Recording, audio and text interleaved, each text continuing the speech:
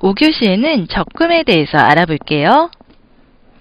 적금은 일정한 기간 동안 은행에 일정한 금액을 적립하는 저금의 형태입니다. 은행과의 계약에 따라 기간을 정해놓고 일정한 금액을 은행에 정기적으로 예금하고 정해진 기간이 끝나면 약정한 금액을 돌려받는 예금의 형태예요. 여기에서는 약속과 조건을 지켰을 때는 많은 이자를 주는 것이 바로 적금인데요. 은행 입장에서 이런 조건을 내세우는 이유는 정해진 기간 동안 돈을 안정적으로 이용하기 위해서인 거죠. 하지만 피치 못할 사정으로 만기가 되기 전에 이미 저축한 금액을 인출하려면 은행의 통지에서 계약을 해지해야 하는데요. 이때는 약속한 이자는 받을 수가 없습니다.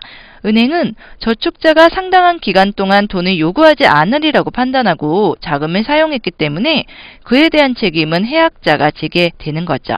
그렇지만 만기 적금자는 일반적인 예금보다는 높은 이자율을 받게 됩니다.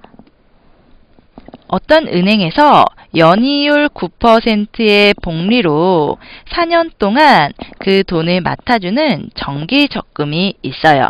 그러면은 매년 말에 예금하는 금액에 대한 원리 합계를 그림으로 나타낸 것인데요. 여기에서 식을 보면은요. 첫 해에 맡긴 50만 원에 대한 원리 합계가 가장 많습니다.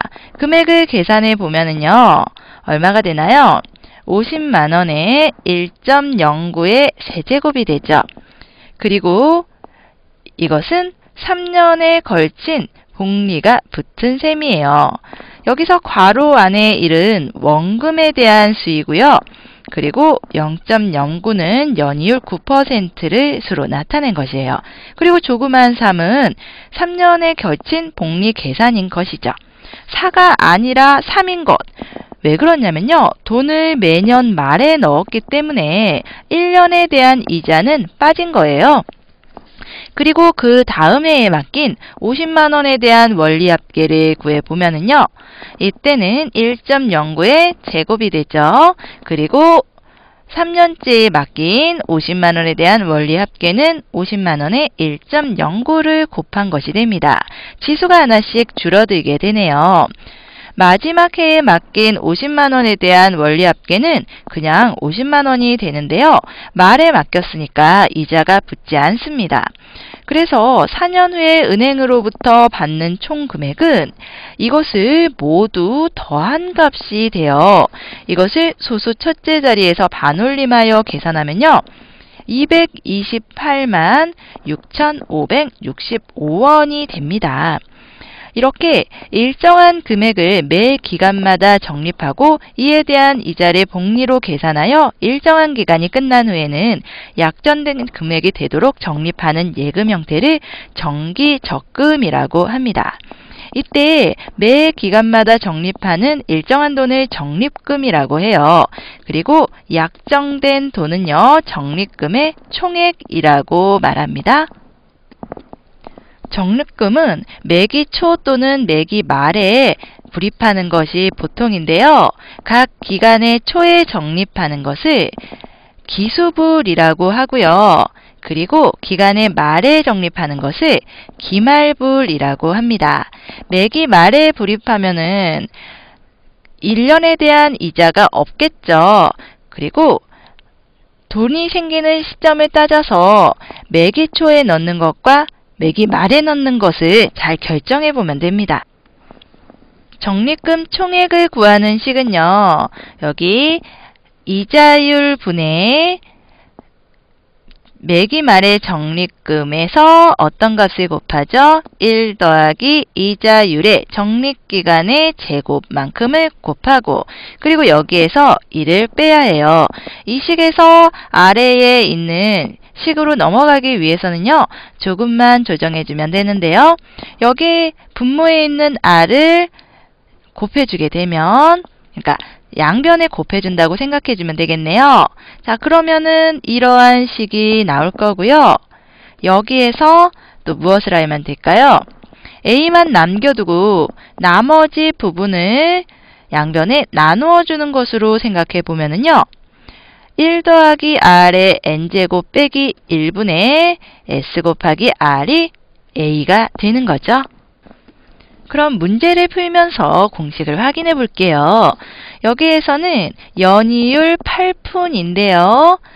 보통 학교의 경우에는 학기로 생각을 해야 되겠죠. 매 학기라고 했는데요. 그럼 반년이겠네요. 반년마다의 이율은 4푼이 되겠네요.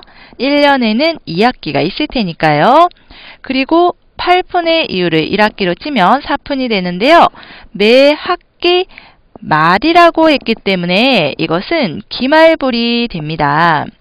이제 정립을 시작해서 3년, 6학기를 경과했을 때에 원리 합계의 S를 구해보면은 처음에 10만원, 10만원씩 적립을 하는데 복리라고 했었네요.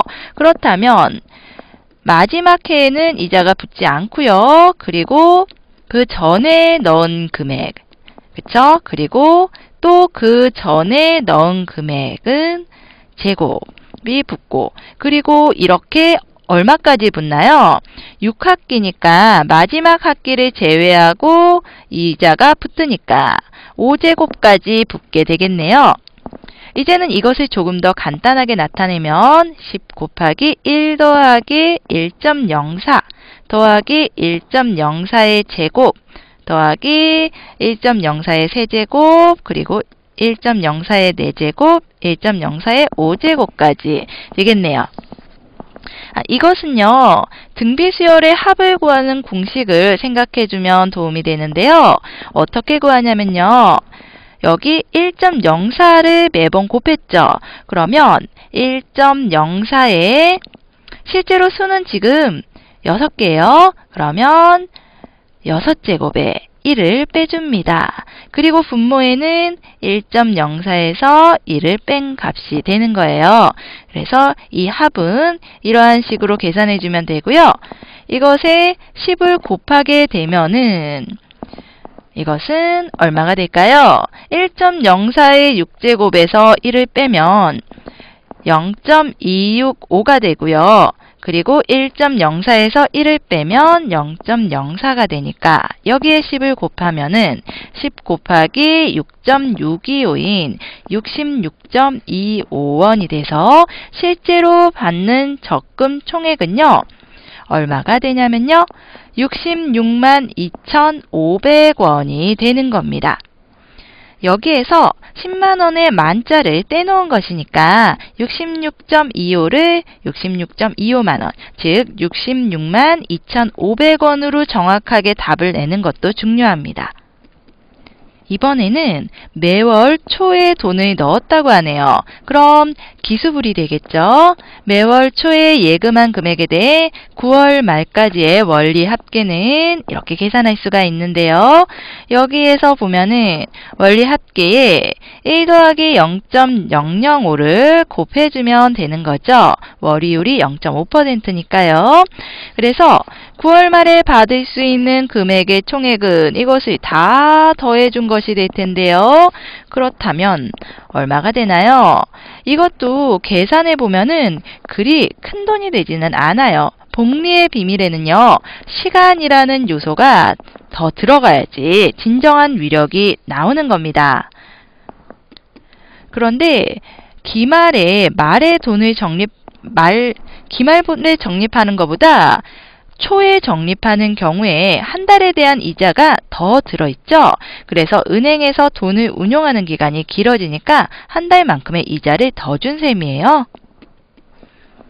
이번에는 10만원을 연이율 4% 그리고 1년마다 복리로 계산하는 적금에 들어서 매년 초에 10만원씩 적립을 할 겁니다.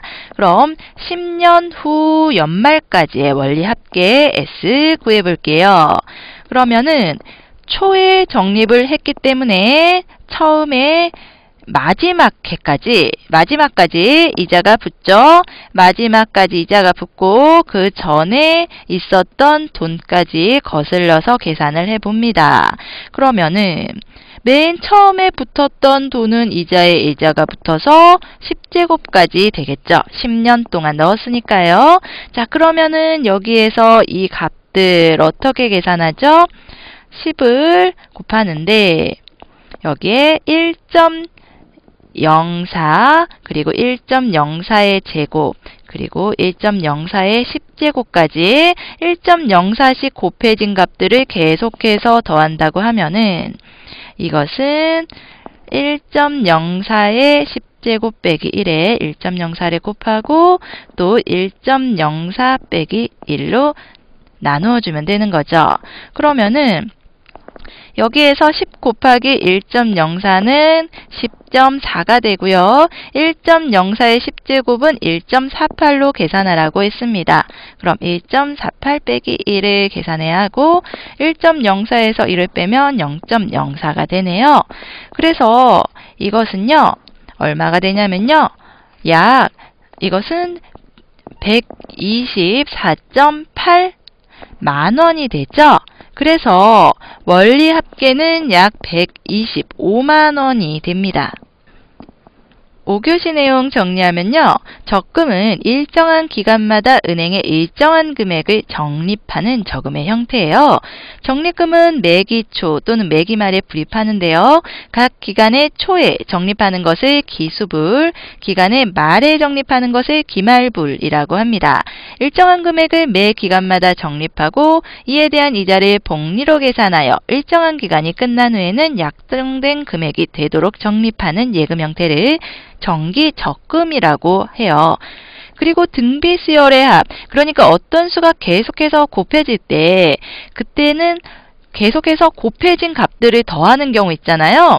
그 경우에는 1 빼기 r 분의 a 곱하기 1 빼기 r의 n제곱을 곱해주는 이러한 모양 생각해주면 되고요. 그래서 기말불과 기수불, 이 원리합계를 구하는 공식에서도 그 부분이 나타나서 공식이 이렇게 되는 것을 확인해 주세요.